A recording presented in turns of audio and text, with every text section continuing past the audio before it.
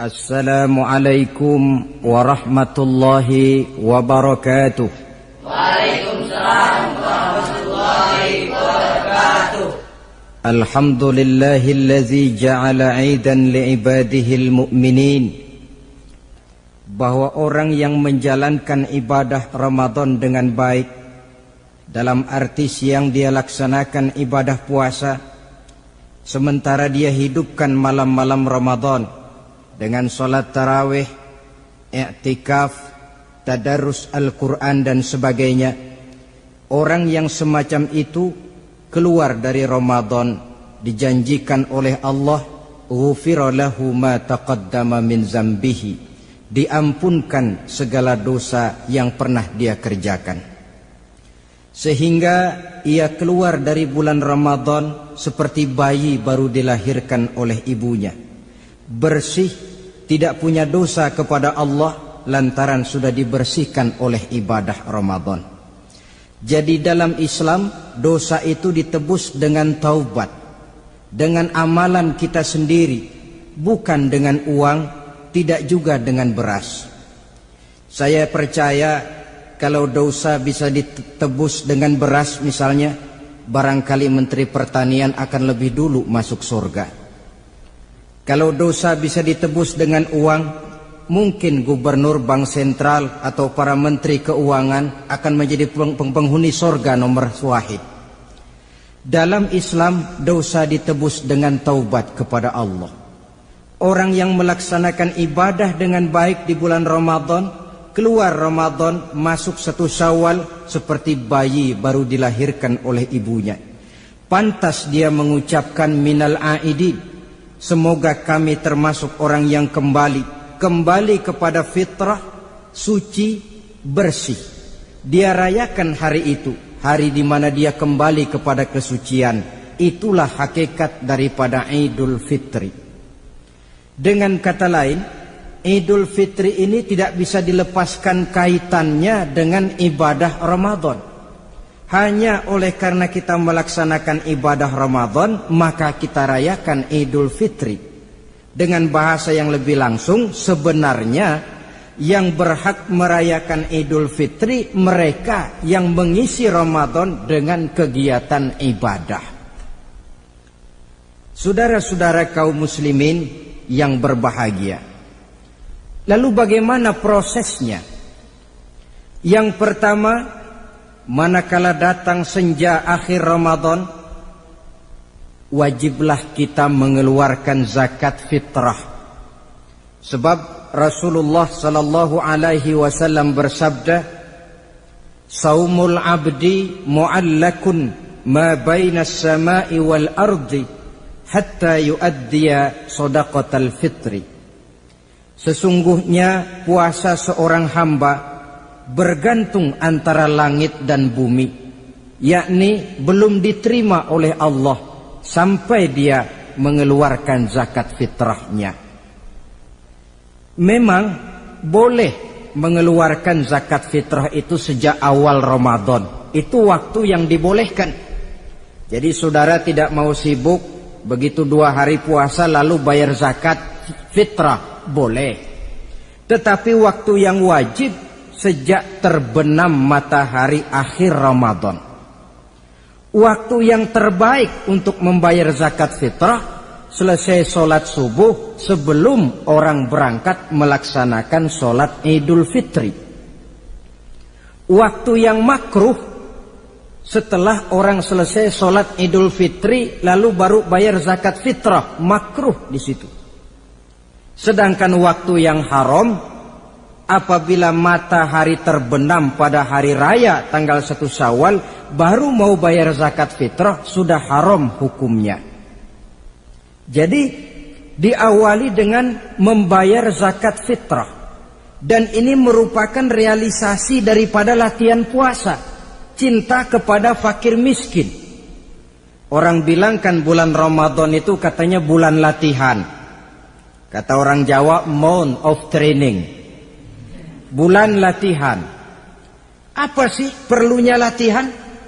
Kalau PSSI masuk latihan, tentu keluar latihan mainannya makin bagus. Elias Pikal masuk latihan, keluar latihan gaya tinjunya makin hebat. Itu perlunya latihan. Kalau latihan tiap hari tapi main kalah terus, orang kan bilang buat apa latihan kalau main kalah terus. Kita muslimin selama Ramadan sebulan penuh masuk latihan. Latihan sabar, latihan jujur, latihan disiplin, latihan sederhana, latihan mengendalikan nafsu. Berhasil atau tidaknya latihan itu kelihatan dalam gaya hidup kita sesudah keluar Ramadan. Kalau tidak, Ramadan sabar, habis Ramadan habis sabarnya. Ramadan rajin ke masjid, selesai Ramadan selesai ke masjidnya. Ramadan rajin baca Quran, selesai Ramadan selesai rajinnya. Itu pertanda latihan tidak berhasil. Maka salah satu latihan ini kita buktikan kecintaan kita kepada fakir miskin dengan kewajiban membayar zakat dan zakat fitrah. Ya Allah, sudah saya rasakan bagaimana tidak enaknya lapar dan haus. Sudah saya rasakan bagaimana tidak enaknya penderitaan orang-orang fakir dan miskin yang tiap hari kelaparan dan kehausan. Sebagai pertanda ya Allah, saya keluarkan zakat fitrah ini untuk orang-orang fakir dan miskin. Itu kita keluarkan pada saat matahari akhir Ramadan terbenam. Masuk malam pertama bulan Syawal. Malam takbiran kalau istilah di kampung kita ini. Allah Subhanahu wa taala dalam Al-Qur'an menjelaskan walitukmilul iddata. Hendaklah engkau sempurnakan jumlah bilangan hari puasamu. Berpuasa sebulan penuh. 30 hari atau lebih sering 29. Bila sudah sempurna hari puasa itu, walitukabbirullah, hendaklah engkau agungkan Allah. Hendaklah engkau bertakbir. Oleh karena itu disunahkan menghidupkan malam 1 Syawal, malam hari raya Idul Fitri itu dengan memperbanyak takbir. Sejak matahari terbenam selesai sholat maghrib, kita kumandangkanlah kalimat takbir itu dari rumah ke rumah, dari surau ke surau, dari masjid ke masjid, dari kampung ke kampung, pertanda rasa syukur kita yang tiada terhingga kehadirat Allah Subhanahu wa taala, Tuhan yang Maha Esa dan Maha Kuasa. Entah kenapa, bila matahari akhir Ramadan terbenam, datang malam 1 Syawal, berubah perasaan kita. Sedih menjadi gembira, sukar menjadi mudah, hati yang tadinya digenangi air kebencian berubah menjadi hati yang penuh dengan cinta kasih kepada sesama. Kumandang takbir bagi orang-orang yang hidup tinggal di rantau, mengingatkan dia kepada kampung halamannya. Terkenang dia sungai tempat dia mandi, lapangan tempat dia bermain. Oi kampuang nan jauh di mato katanya. Sehingga orang-orang yang tinggal di tanah rantau diusahakannya benar supaya bisa berlebaran pulang mudik katanya, nak berkumpul dengan sanak keluarganya supaya lebih mudah bersilaturahmi sambil mengenang masa-masa lalu di kampung halaman. Jadi setelah zakat fitrah kita tunaikan, sambutlah malam Idul Fitri itu dengan memperbanyak takbir. Ini disunahkan. Menghidupkan malam lebaran dengan memperbanyak takbir. Bukan memperbanyak bakar petasan. Itu kan pekerjaan mubazir. Dan mubazir itu jelas perbuatan setan. Ada yang bilang katanya bakar petasan itu nambah syiar. Syiar macam mana datang dari petasan? Sebagian lagi berjaga-jaga juga, tapi bukan dengan memperbanyak takbir. Bergadang-gadang di pinggir jalan, ngebut dengan kendaraan aneka warna. Tidak itu yang diajarkan agama. Berkumpul kita di surau, berkumpul kita di masjid, paling kurang berkumpul di rumah dengan keluarga. Ramai-ramailah kita bertakbir, memanjatkan puji dan syukur kepada Allah. Ya Allah, kalau tidak lantaran petunjukmu, Sulit rasanya melaksanakan perjuangan yang berat sebulan penuh ini. Melatih diri, membina takwa, mengharap ridho. Dengan lapar, melilit perut. Dengan haus, mencekik kerongkongan. Bersyukur kami kepadamu ya Allah. Dan sebagai pertanda kami kumandangkan kalimat takbir, memuji keagungan dan kebesaranmu. Allahu Akbar, Allahu Akbar, Allahu Akbar, walillahil hamd. Saudara-saudara kaum muslimin rahimakumullah. Di dalam satu hadis dari Ubadah bin Samit diriwayatkan oleh Imam Tabrani, bersabda Rasulullah sallallahu alaihi wasallam, "Man ahya lailatal fitri lam yamut qalbuhu yauma tamutul qulubi." Barang siapa yang menghidupkan malam Idul Fitri, maka hatinya itu tidak akan pernah mati pada saat hati-hati orang lain menjadi mati. Kita yang paling khawatir dalam hidup ini, pada saat hati kita sudah mati selagi jasad masih hidup, menjadilah kita bangkai berjalan dalam pandangan Allah. Badan hidup tapi hati mati, bangkai berjalan dalam pandangan Allah.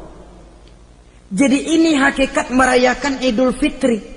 Puasa Ramadan sebulan penuh, malamnya ibadah, menunaikan zakat fitrah, lalu malamnya menghidupkan malam dengan takbiran. Yang terjadi kan kita lihat adat yang dibesarkan, ibadat ditinggal. Puasa tidak, tarawih apalagi. Lebaran kurang seminggu sudah lebih sibuk dia daripada yang puasa. Ke pasar kayaknya pasar mau dibeli semua. Rumah pun dicat, dikapur, baju diperbarui. Itu kan kulit. Memang lebih bagus kalau kulitnya baik, isinya pun baik. Tapi yang lebih penting daripada sekedar kulit adalah isi. Hakikat merayakan Idul Fitri kembali kepada kesucian. Kita bersih, tidak punya dosa kepada Allah. Itu kita rayakan. Dengan apa? Nah, oleh seorang ulama, Al-Imam Zakiyuddin Abdul Azim bin Abdul Quwa Al-Munziri, diberikan contoh bagaimana Rasulullah sallallahu alaihi wasallam itu merayakan Idul Fitri. Beliau berkata, yuhibbu sallallahu alaihi wasallam ayyuqabilal 'ida bil bisri was surur. Rasulullah sallallahu alaihi wasallam cinta, senang menyambut Idul Fitri bil bisri was surur, dengan muka gembira dan dengan sikap sukacita. Jadi merayakan Idul Fitri bil bisri was surur, muka menunjukkan kegembiraan. Kenapa gembira? Sudah berhasil berjuang sebulan penuh. Bukan gembira lantaran di rumah banyak dodol, kue, pakaian serba baru, sepatu pun serba baru. Bukan itu yang kita gembira. Gembira lantaran telah berhasil berjuang mengalahkan nafsu, memenuhi perintah Allah, melaksanakan puasa. Gembira lantaran kita kembali suci seperti bayi baru dilahirkan oleh ibunya. Bil bisri, muka menunjukkan kegembiraan, cerah di malam itu sampai di hari lebarannya.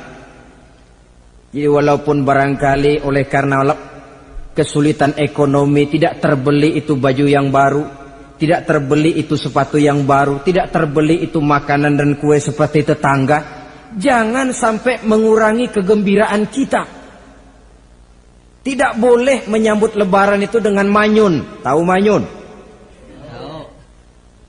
Mukanya sudah macam asam sama kukusan.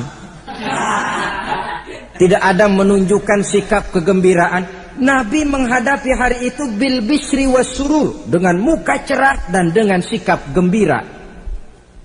Tapi gembira dalam arti tetap pada jalur kontrol. Lalu apa lagi? Wat taubatu lillahi ta'ala, dengan tetap melaksanakan taubat kepada Allah. Wan nadam alal khataya, menyesal terhadap segala kesalahan yang pernah dikerjakan. Itu yang dilakukan baginda Nabi di hari raya. Wa masalihatil khusum, memperbaiki orang-orang yang bermusuhan. wal akhdhi binasiril mazlum, menolong orang-orang yang teraniaya, wasillatil arham, melaksanakan silaturahmi, wal ihsan ilal fuqara, berbuat kebaikan kepada kaum fakir miskin, wa ziyaratil aqarib, menziarahi, mengunjungi kaum kerabat. Itu hakikat di dalam melaksanakan Idul Fitri. Jadi jangan terbalik, sudah merasa baju baru, ini kan lebaran, merdeka. Kalau kemarin Ramadan kita dikekang, tidak boleh begini, tidak boleh begitu, sekarang sudah keluar Ramadan, merdeka. Lalu dirayakannya Idul Fitri dengan bermabuk-mabukan, dengan judi, dengan perbuatan zina. Itu sama saja dengan baju baru habis dicuci sudah diceburin lagi ke dalam comberan. Ini kan ibarat baju masuk Ramadan dicuci sebersih-bersihnya, keluar Ramadan masuk lebaran, tetaplah berusaha menjaga kebersihan itu. Kalau ditinggalkan Ramadan merasa merdeka, melemparkan lagi diri ke lembah dosa, sama saja baju yang sudah putih bersih ditriska bagus-bagus, tapi lalu dilemparkan lagi ke dalam comberan. Na'udzubillah min zalik.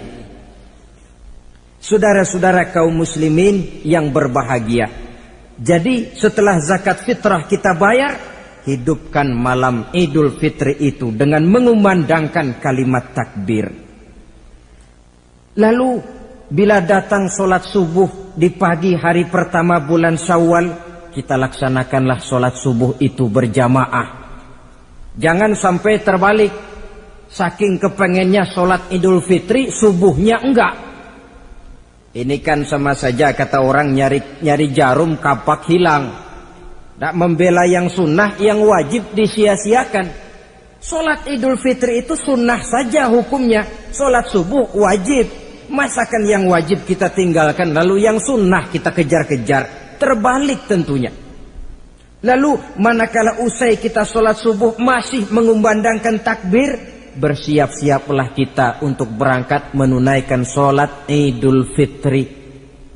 2 rakaat, lalu diiringi dengan khutbah hari raya Idul Fitri. 2 khutbah, seperti khutbah Jumat itu, khutbah pertama dan khutbah kedua.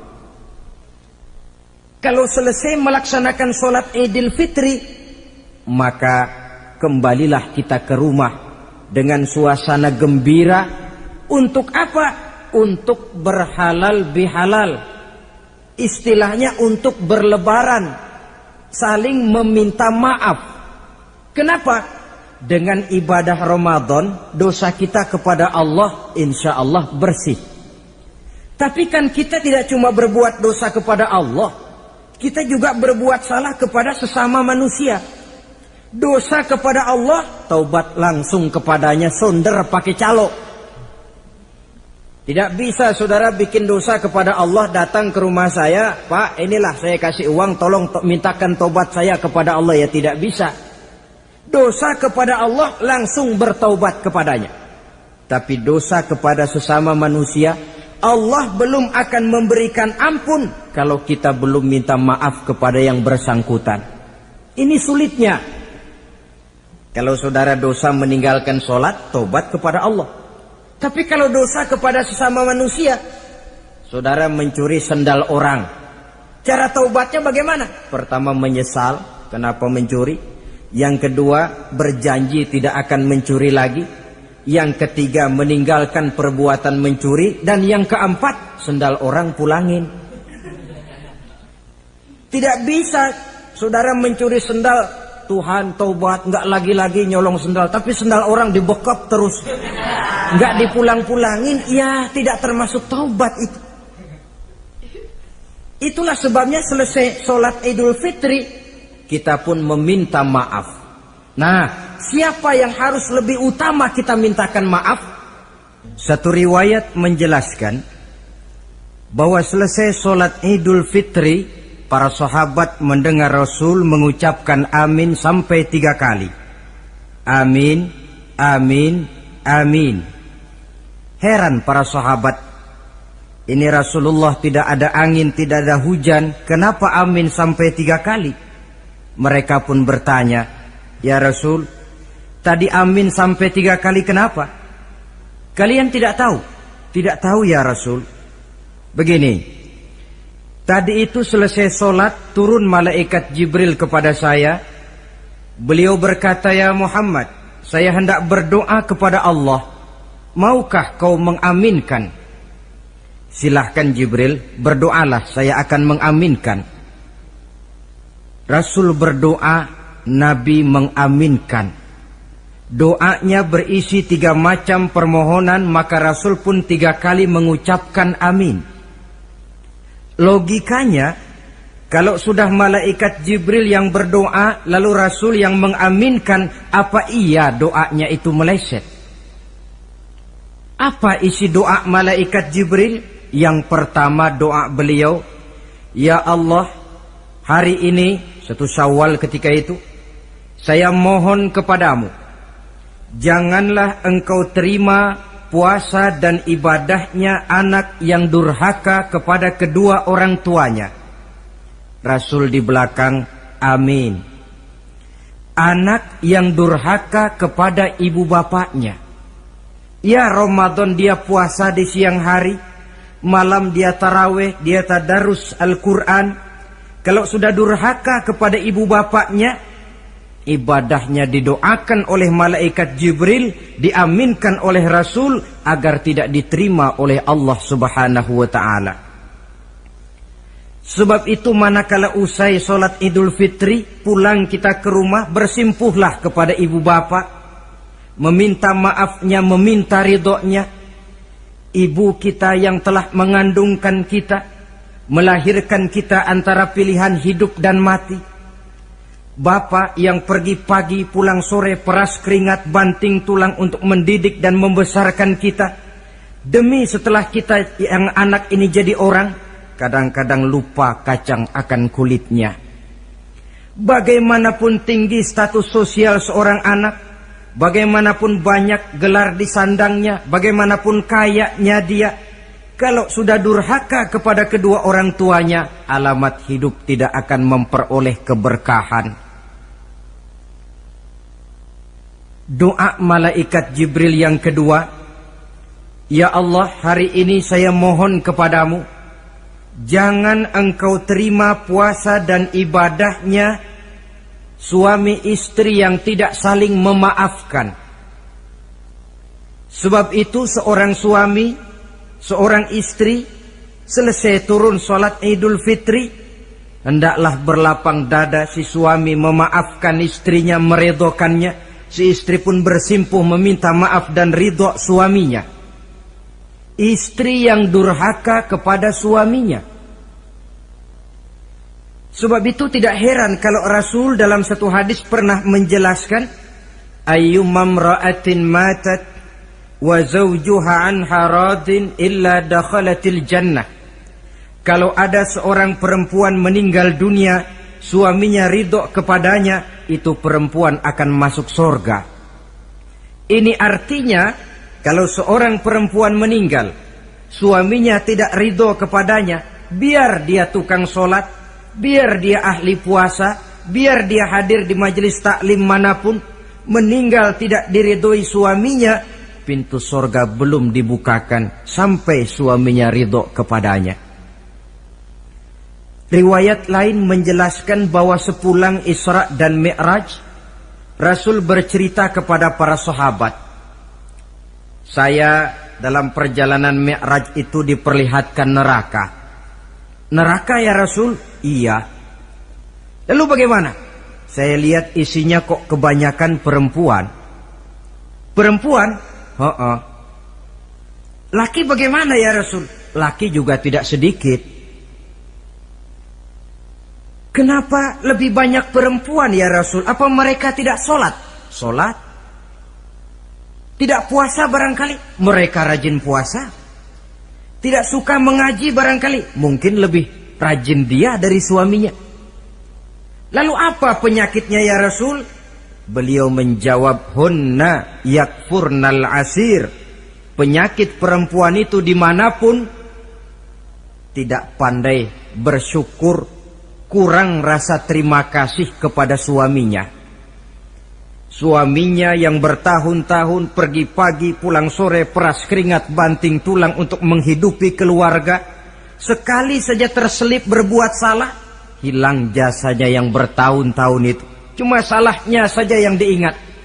Ibarat kata pepatah, panas setahun, habis dibalas oleh hujan satu hari. Habis dibalas oleh hujan satu hari. Malaikat Jibril yang ketiga, ya Allah, hari ini saya mohon kepadamu, janganlah engkau terima puasa dan ibadahnya muslim yang tidak mau memaafkan sesama saudaranya muslim. Tugas kita adalah meminta maaf, tetapi memberi maaf lebih mulia, karena memang memberi maaf lebih sulit daripada meminta maaf. Oleh sebab itu momen hari raya Idul Fitri intinya adalah halal bihalal. Bukan lalu merasa merdeka sudah ditinggalkan oleh Ramadan, berbuat sesuka hati, yang laksana baju sudah dibersihkan tapi dibenamkan kembali ke dalam lumpur. Yang kita inginkan agar bersih hubungan kita dengan Allah dan baik juga hubungan kita kepada sesama manusia. Hadis yang kedua, pada suatu hari ketika kumpul dengan para sahabat, Rasul bertanya, "Atadruna manil muflis?" Saudara-saudara, tahu nggak siapa orang bangkrut, orang sial, orang yang tidak beruntung itu siapa? Pertanyaan yang menarik. Jawaban sahabat macam-macam. Ada yang bilang al-muflisu fina man la dirham lahu wala mata'. Ya Rasul, menurut pendapat kami orang yang bangkrut, orang yang sial, yang tidak punya duit dan tidak punya harta. Itu jawab sahabat, dan begitu jawab banyak orang sekarang. Siapa yang banyak uang raja dia, yang tidak punya uang bangkrut dia. Sampai-sampai pepatah orang Arab bilang, innad darahima fil amakini kulliha taksur rijala mahabatan wa jalala. Uang itu di mana-mana katanya bikin hebat orang yang memilikinya. Coba lihat orang yang tidak punya uang dengan yang punya uang, jangan gaya hidupnya, gaya jalannya saja lain. Coba orang kerja itu hari Kamis sama hari Sabtu lain jalannya. Hari Kamis loyo, lesu, manyun. Tapi kalau sudah hari Sabtu gagah bukan main. Kenapa? Ada uang di kantongnya. Wahia lisanun liman arada fasahatan. Uang adalah lidah yang paling fasih untuk bicara. Bicara lidah macet, coba uang yang bicara talk chair. Wahia silahun liman arada qitalan. Uang juga senjata paling ampuh bagi orang yang mau maju ke medan perang. Tapi apa benar begitu? Rasul menjawab, innal muflisa min ummati, orang yang bangkrut dari golongan umatku. Umatku bukan orang lain, bukan mereka yang tidak punya uang, kata Rasul, bukan mereka yang tidak banyak hartanya. Orang yang bangkrut dari golongan umatku, may ya'ti yaumal qiyamah bi salatin wa siyamin wa zakatin. Orang yang di hari kiamat nanti datang menghadap Allah dengan membawa pahala solat. Sebab waktu di dunia dia tukang solat. Menghadap Allah dia setor, ya Allah ini pahala solat saya. Solat wajibnya, solat sunnah rawatib nawafilnya. Wasiyamin, pahala puasa juga dia bawa setor kepada Allah. Baik puasa wajib Ramadan, puasa sunnah Senin Kemis, puasa sunnah 6 hari di bulan Syawal. Wa zakatin, pahala zakatnya juga dia bawa menghadap Allah di satu pihak. Cuma sayang kata Allah, wa ya'ti qad syatama haza. Dia juga datang membawa dosa karena pernah mencaci maki orang. Wa qazafa haza, pernah memfitnah orang. Wa akala mala haza, pernah memakan harta orang dengan cara yang batil. Wa syafaka dama haza, mengalirkan darah orang tanpa alasan yang benar. Di satu pihak datang membawa pahala ibadah, di lain pihak datang menyandang dosa kepada manusia. Kalau ini yang terjadi, bagaimana nasib kita? Kata baginda Rasul, maka diambillah dosa orang yang pernah kita fitnah. Untuk apa? Diberikan kita. Sudah enak-enak, ya Allah, ini pahala solat saya. Tahu-tahu datang orang, sebentar ya Allah, orang ini waktu di dunia memang ahli solat, tapi saya tanpa salah pernah difitnah. Sakit hati saya, hancur nama baik saya lantaran ulahnya. Saya menuntut keadilan. Benar, orang ini pernah kau fitnah? Benar ya Allah. Kalau begitu pahala solatmu sini, kasihin orang yang kau fitnah. Habis pahala solat, datang lagi orang menagih, ya Allah, dia memang waktu di dunia ahli bayar zakat, tapi juga dia sering makan harta orang dengan cara yang batil. Benar? Benar ya Allah. Sini, pahala zakatmu berikan kepada orang yang hartanya kau makan dengan cara yang batil. Fa in faniyat hasanatuhu qabla ayyuqda ma alaihi. Kalau pahala kebaikannya sudah habis untuk nutup hutang dosa, sementara tagihan datang terus, ukhiza min khotoyahum, maka diambillah dosa orang-orang yang pernah kita fitnah, kita caci maki, kita zolimi, untuk diberikan kepada kita. Apa enggak bangkrut ini? Sudah pahala dipretelin, dosa dikasih lagi. Ibarat orang dagang, modal habis, tagihan utang datang terus. Apa pasalnya ini? Dia cuma baik kepada Allah, solatnya betul, puasanya bagus, zakat dia bayar, tapi kepada sesama manusia dia tukang fitnah, tukang mencaci maki, ahli makan harta orang dengan cara yang batil. Bangkrut nasibnya di akhirat nanti. Maka keliru kalau momen Idul Fitri itu dimanfaatkan untuk sesuatu yang merusak arti kesucian, merusak arti fitrah. Mari kita dengarkan hadis dari Wahab bin Munabbah.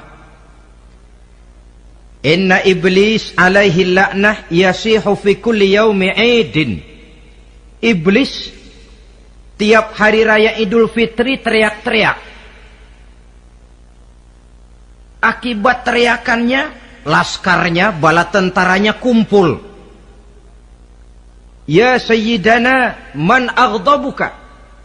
Wahai junjungan kami, kata bala tentara iblis ini, kenapa teriak-teriak macam itu? Apa yang bikin Tuhan begitu jengkel? Kasih tahu saja sama kami, biar kami hancurkan siapa yang telah menyakitkan hati Tuhan. Kata iblis, tidak ada yang nyakitin hati saya. Cuma kamu perlu tahu, kata iblis, innallaha qad ghafara li hazihil ummah fi hadzal yaum. Hari ini, hari Idul Fitri, Allah telah mengampunkan dosa umat yang berpuasa. Itu yang nyakitin hati saya. Setengah mati saya menggoda mereka, supaya mereka mabuk, supaya mereka zina, supaya mereka judi, supaya mereka merusak. Mereka puasa di bulan Ramadan, hari ini Allah ampunkan dosa mereka. Apa enggak sakit hati saya? Lalu apa tugas kami, Tuhan? Kata tentara iblis ini, fa'alaikum an tusghiluhum bil lazat wasyahawat wa syurbil khamr. Kata iblis, kasih komando dia, begini saja, kau rusak mereka, umat Islam yang dosanya hari ini diampuni, kau rusak mereka bil lazat, dengan segala macam kelezatan, wasyahawat, dengan memperturutkan hawa nafsu, wasyurbil khamr, dengan meminum minuman yang memabukkan di hari raya Idul Fitri ini. Jadi kalau mereka datang bermaaf-maafan, Allah sudah mengampuni dosa mereka, tolong kau rusak suasana itu. Tanamkan kepada mereka supaya menikmati hari ini dengan segala macam kelezatan, memperturutkan hawa nafsunya, meminum minuman keras, hanyut di meja judi, sehingga melupakan arti hakikat Idul Fitri yang sebenarnya. Di akhir riwayat ini Nabi pesan, oleh karena itu kata Nabi, ijtahidu yaumal fitri fis sadaqah wa a'malil khair wal birri minas salah waz zakah wat tasbih wat tahlil. Oleh sebab itu kata Nabi, hati-hatilah kamu, sungguh-sungguhlah kamu pada hari Idul Fitri ini melaksanakan segala macam kebajikan seperti sedekah, perbuatan baik, solat, zakat, mengucapkan tasbih, tahlil, karena hari ini Allah telah mengampunkan dosa kamu. Jadi jangan dinodai hari yang bersih itu dengan perbuatan-perbuatan yang tercela. Inilah kelirunya kalau adat lebih dibesarkan daripada ibadat. Kalau menyambut Idul Fitri itu yang lebih diutamakan baju barunya, pakaian serba barunya, rumah serba bersihnya, lalu fasilitas serba adanya, lupa kepada intinya, manusia akan mudah terjerumus menodai hari yang suci dengan perbuatan yang kotor. Saudara-saudara, ma'asyiral muslimin rahimakumullah. Karena itu Rasulullah sallallahu alaihi wasallam pernah menjelaskan apa hakikat hari raya sebenarnya. Beliau berkata, lil mu'mini khamsatu a'yad. Orang beriman mempunyai 5 hari raya. Yang kita tahu kan gampangnya Idul Fitri, Idul Adha, kan itu. Ya. Rasul berkata, orang beriman sebenarnya mempunyai 5 hari raya. Hari raya yang dia rayakan dengan kegembiraan. Kapan saja itu? Pertama, kullu yaumin yamurru 'alal mu'min wa la yuktabu 'alaihi zanbun. Setiap hari yang dilalui oleh seorang mukmin tanpa Allah menulis dosanya, itulah hari raya baginya. Jadi kalau berlalu satu hari dan hari itu kita tidak melakukan dosa satupun, itu hari raya. Dengan kata lain, bergembiralah seorang mukmin kalau dia bisa melewati satu hari tanpa di hari itu dia melakukan dosa. Itu hari raya. Aduh, saya girang benar hari ini. Kenapa? Hari ini tidak ada dosa yang saya kerjakan rasanya. Hari raya pertama adalah hari di mana kita lewati tanpa melakukan dosa. Kira-kira bisa nggak satu hari lewat tanpa dosa? Ya, bukan cuma sekedar mau, tapi berusaha untuk bisa. Ini hari raya yang pertama. Yang kedua kata Nabi, al-yaumul ladzi yakhruju fihi minad dunya bil iman wasyahadah wal ismah min kaidis syaitan. Hari di mana dia keluar meninggalkan dunia ini kembali kepada Allah bil iman, dengan membawa iman, wasyahadah, mengucapkan 2 kalimat syahadat, wal ismah min kaidis syaitan, dan selamat dari tipu daya setan. Saudara-saudara, mati membawa iman, sempat mengucapkan 2 kalimat syahadat, selamat dari tipu daya setan, itu hari raya kita. Sebab apa? Yang paling kita khawatir kalau sudah meninggalkan dunia tanpa membawa iman, tidak sempat mengucapkan 2 kalimat syahadat. Nah, supaya kita mati bisa mengucapkan 2 kalimat syahadat, caranya bagaimana? Ya tergantung latihan dan kebiasaan. Orang kepengen kaya mesti latihan kaya. Orang kepengen bisa nyanyi mesti latihan nyanyi. Orang yang dalam hidupnya sering mengucapkan 2 kalimat syahadat, insya Allah di akhir hayatnya pun kalimat itu yang akan diucapkannya. Makanya kalau Allah pesan, la tamutunna illa wa antum muslimun, jangan kamu mati kecuali dalam Islam. Bagaimana supaya kita mati dalam Islam? Hidup ini pun biasakan dalam Islam. Hanya mereka yang membiasakan hidup secara Islam, insya Allah bisa mati dalam lingkungan Islam. Ini hari raya yang kedua. Yang ketiga, al-yaumul lazi yujawizu fihi sirat wa ya'manu min ahwalil qiyamah. Hari di mana dia lewat di atas sirat dan aman dari huru-hara hari kiamat. Lewat di atas sirat dengan selamat. Itu hari raya yang membawa kegembiraan. Yang keempat, al-yaumul lazi yadkhulu fihil jannah wa ya'manu minal jahim. Hari di mana dia masuk ke dalam surga dan aman dari siksaan neraka.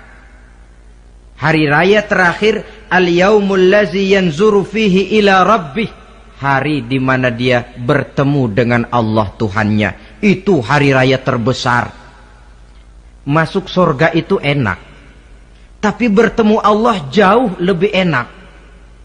Sama saja kita masuk istana negara itu nikmat. Tapi bertemu presiden jauh lebih nikmat. Mungkin begitu masuk istana negara kita heran, kagum melihat lukisan, melihat dekorasi. Tapi begitu bertemu dengan kepala negara, lupa kita dengan indahnya bangunan istana negara. Mungkin ketika masuk surga kita kagum, begitu luar biasa kenikmatannya. Ketika bertemu dengan Allah, hilang kenikmatan surga. Tertutup oleh nikmatnya bertemu Allah. Ma'asyiral muslimin rahimakumullah. Nah, lalu ada satu tradisi di negara kita ini yang disebut acara halal bihalal. Di Arab ini tidak ada. Dan memang halal bihalal itu bahasa Arab yang di Arab sendiri tidak terpakai. Halalun bihalalin artinya saling halal menghalalkan. Maksudnya saling maaf memaafkan. Kemarin saudara tanpa salah saya pukul, haram. Kesempatan ini tolong dihalalkan, artinya tolong dimaafkan. Karena kita bertemu seorang-seorang sulit, datang dari rumah ke rumah pun memakan waktu. Biasanya pun orang mengadakan acara kumpul, entah itu organisasi, entah itu kantor, entah itu keluarga besar, kumpul dalam satu acara yang lazimnya mereka sebut dengan halal bihalal.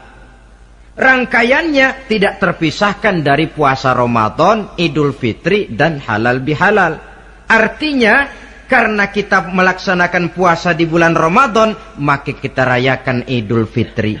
Di dalam merayakan Idul Fitri, kita laksanakan acara halal bihalal. Tidak terpisahkan. Tapi rupanya halal bihalal ini sudah jadi milik nasional. Ya kita ikut bersyukur menjadi milik nasional. Tetapi yang paling merasakan nikmatnya tentu mereka yang mengikuti prosesnya sejak semula. Pelaksanaan ibadah puasa, melaksanakan zakat fitrah, menunaikan sholat Idul Fitri, sampai kepada berhalal bihalal. Kemudian satu hadis lagi, Rasulullah sallallahu alaihi wasallam bersabda, isnani la yanzurullahu ilaihi ma yaumal qiyamah. Ada dua golongan manusia yang di hari akhirat nanti tidak akan dipandang oleh Allah, tidak akan diopeni oleh Allah. Siapa mereka? Pertama qati'ur rahim, yang kedua jarus su'i. Orang yang memutuskan silaturahmi dan tetangga yang jahat dengan tetangganya. Sebagai uraian penutup, saya ingin mengajak kita semua untuk merenungi firman Allah dalam surah Al-A'la ayat 14 sampai dengan ayat 17. Qad aflaha man tazakka wa dzakara isma rabbih fasalla bal tu'thiruna al-hayata ad-dunya wal akhiratu khairu wa abqa. Qad aflaha man tazakka, sungguh telah beruntunglah orang-orang yang membersihkan dirinya. Ada yang mentafsirkan sungguh beruntung orang-orang yang telah menunaikan zakatnya. Sebab apa? Diri, jiwa, ini kan bukan milik kita. Milik Allah. Kita ini cuma hak pakai. Seperti saudara, saudara ini baju saya. Saudara punya hak pakai. Kalau waktu saya ambil baju itu kotor, tentu marah saya sebagai pemiliknya. Tetapi ketika saya ambil baju itu memang bersih, terpelihara dengan baik, senang hati saya. Qad aflaha man tazakka. Sungguh telah beruntung orang-orang yang membersihkan jiwanya. Dia puasa di bulan Ramadan, malamnya dia tarawih, zakat fitrah pun dia bayar. Wa dzakara isma rabbih. Lalu dia menyebut nama Tuhannya dengan mengumandangkan takbir, bersahut-sahutan di malam hari raya Idul Fitri itu. Fasalla, lalu dia laksanakan solat Idul Fitri. Lalu apa? Bal tu'sirunal hayatad dunya. Tapi mengapa kamu lebih memilih gemerlapnya dunia? Melupakan inti, melupakan isi dengan mengambil kulit. Merayakan Idul Fitri dengan lupa diri, lupa daratan, bermabuk-mabukan, tenggelam di meja judi, hanyut di lembah zina. Bal tu'sirunal hayatad dunya. Kau utamakan megahnya dunia, kau kejar gemerlapnya dunia, kau lupa hakikat Idul Fitri itu. Wal akhiratu khairun wa abqa.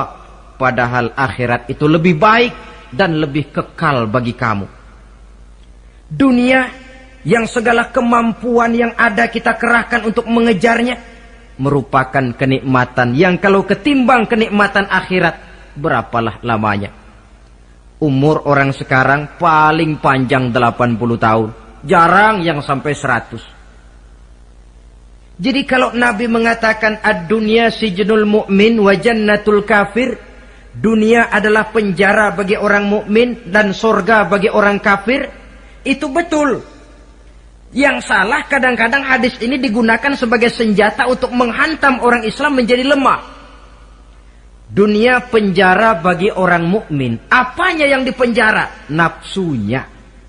Dalam kehidupan di dunia ini, seorang mukmin tidak bebas memperturutkan hawa nafsunya, dipenjara nafsunya. Wa jannatul kafir, tapi dunia ini surga bagi orang kafir. Tidak lagi merupakan penjara, dia bebas memperturutkan hawa nafsunya. Dilarang tidak terlarang, dicegah pun tidak tercegah. Kalau habislah dunia, habislah sudah surganya sampai di situ. Bila datang ajal, selesailah sudah kesenangannya sampai di situ. Saudara-saudara, ma'asyiral muslimin rahimakumullah.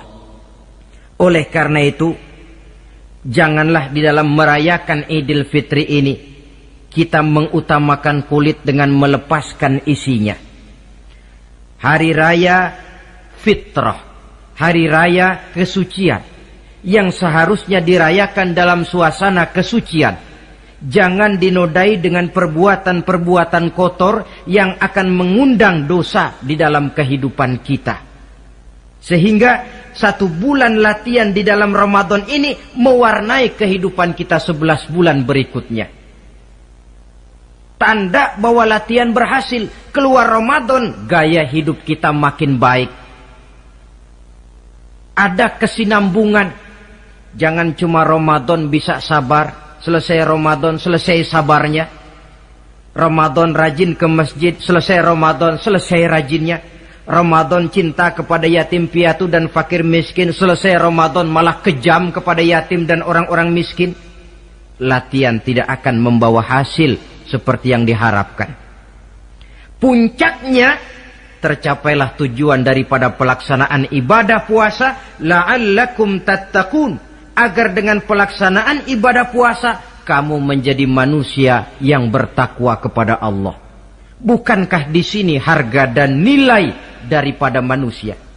Jadi puasa dengan kemampuan mengendalikan diri, dengan kesederhanaan, dengan disiplin, dengan cinta kepada fakir miskin, seluruhnya bertujuan membentuk manusia yang bertakwa. Dan saya yakin bukan suatu kebetulan kalau di dalam GBHN, garis besar haluan negara kita, dirumuskan bahwa tujuan pendidikan di Indonesia membentuk manusia yang bertakwa kepada Tuhan yang Maha Esa. Saya yakin itu bukan kebetulan. Saya percaya itu bukan hasil lamunan karena yang duduk di DPR, MPR orang bonafid semua.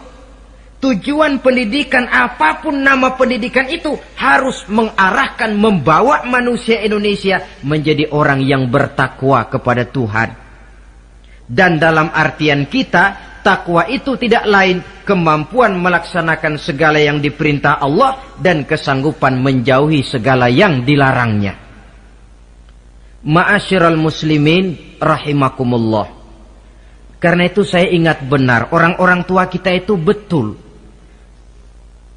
Kalau dia berlebaran, dia bawa anaknya yang kecil-kecil itu ke rumah keluarga, sanak familinya, diperkenalkan. Ini bibimu, yang itu pamanmu, sebelah sana tuh kakekmu. Apa yang kita ingat di waktu kecil akan tertanam sampai kita besar. Istilahnya tidak kehilangan obor. Tahu keluarga, kenal sanak famili. Yang terjadi zaman sekarang, kadang-kadang ipar dengan ipar berkelahi, keponakan dengan keponakan bermain hantam. Kenapa? Hilang obor, tidak ada yang memberikan penyuluhan bahwa dia masih keluargamu. Apa latar belakangnya? Kurangnya silaturahmi. Apalagi remaja sekarang kalau diajak pergi berlebaran kuno keragunan saja ngelihat uak. Ya tidak ada salahnya toh, rekreasi persilakan. Keragunan kah, ke Taman Mini kah, ke Taman Impian Jaya Ancol kah. Tetapi silaturahmi ini utamakan. Kunjungi keluarga, kunjungi sanak famili, handai tolan. Sebab apabila silaturahmi ini sudah retak, pada akhirnya kita kehilangan obor. Manakala sudah kehilangan obor, boleh jadi kita tidak akan saling mengenal satu dengan lainnya. Bukankah adat hidup katanya tolong menolong? Bila kita merupakan satu keluarga besar, mungkin ada kelemahan di bidang pendidikan, yang lain maju di bidang ekonomi, saling membantu sehingga terwujud di mana yang satu menunjang kemajuan bagi yang lainnya. Saudara-saudara, inilah pembicaraan kita pada pertemuan kita kali ini. Dengan harapan tentunya mudah-mudahan kita benar-benar masuk dalam kelompok minal aidina wal faizin wa kullu amin wa antum bi khair. Termasuk orang yang kembali suci kepada fitrah, beruntung dan amalan ibadah kita diterima oleh Allah Subhanahu wa taala. Sekian dan demikian, terima kasih atas segala perhatian, mohon maaf atas segala kekurangan. Usikum wa nafsi bitaqwallah. Wassalamualaikum warahmatullahi wabarakatuh.